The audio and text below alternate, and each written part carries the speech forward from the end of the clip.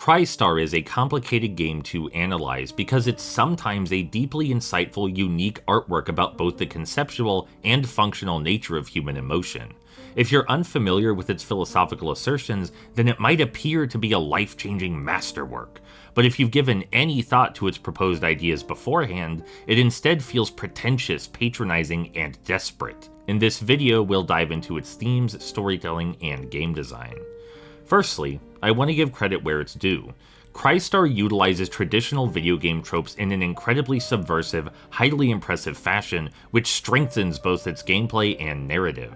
Every single mechanic you encounter has some sort of symbolic context. You don't just equip weapons, you instead weaponize your sentimentality, and you create stronger sentiments by melding multiple ideas together, refining your emotions into a sharper tool.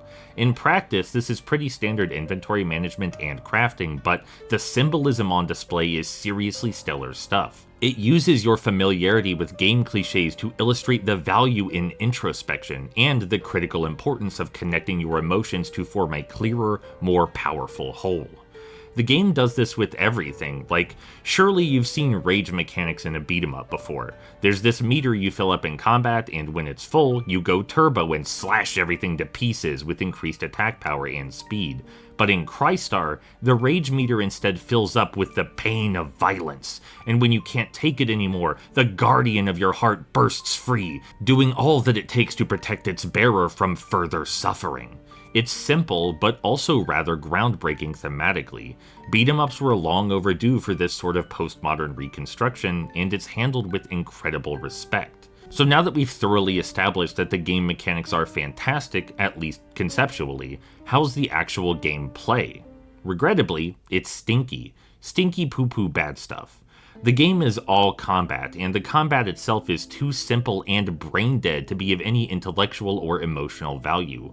Most enemies have no defense against you mashing light attack, and they also have way too much health and deal way too little damage. You might figure this encourages you to use your super moves, but then you're just spamming your super moves instead. It doesn't actually make the combat more interesting to engage with. There was a point in this game where I started running past every single enemy encounter while making car noises. That's how bored out of my skull I was. You might figure there'd be consequences for this, but there really aren't. The AI completely breaks during most boss battles, allowing you to get them in an infinite stun loop, and the RPG mechanics only matter for the very, very final fight. Incidentally, that very final fight was the only time in the entire experience I felt challenged or respected by the game design. Too little too late, I guess. It doesn't help that the game lets you stack 20 auto heals on top of each other. Absolutely dreadful stuff. So, the game mechanics are brilliant and the game design is poopy. Let's call the entire game part of the game a wash then. That only leaves the story remaining, and wowee, it does sure have ambition if nothing else. To be blunt, Crystar is a tale about the origin of all human suffering.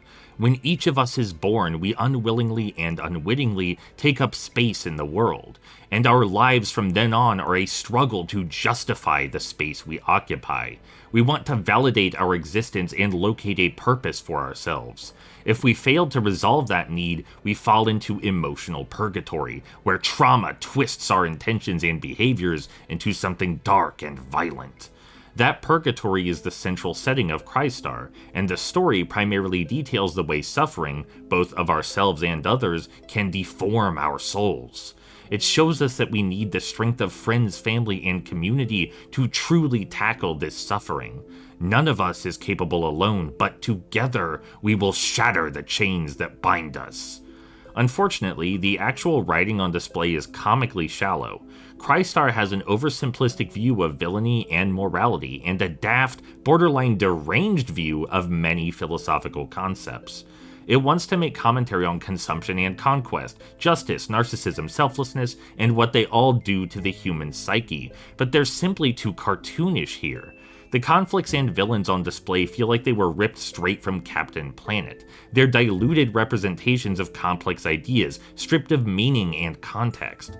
Continuing with that analogy, Crystar likewise beats you over the head with every thematic, emotional, and philosophical concept. It forces its characters to speak in unnatural, inhuman ways because it's worried you might get confused if the dialogue were more realistic and nuanced. This is ostensibly a game for thinking adults, but it sure doesn't feel like it. Again, I want to be clear, the things Crystar talks about are valuable, but it tackles its themes with comical disrespect. Its gameplay is tired despite some interesting mechanical framing, and its story is juvenile despite some profound philosophical groundwork. Crystar is all concept, no execution, on every available front.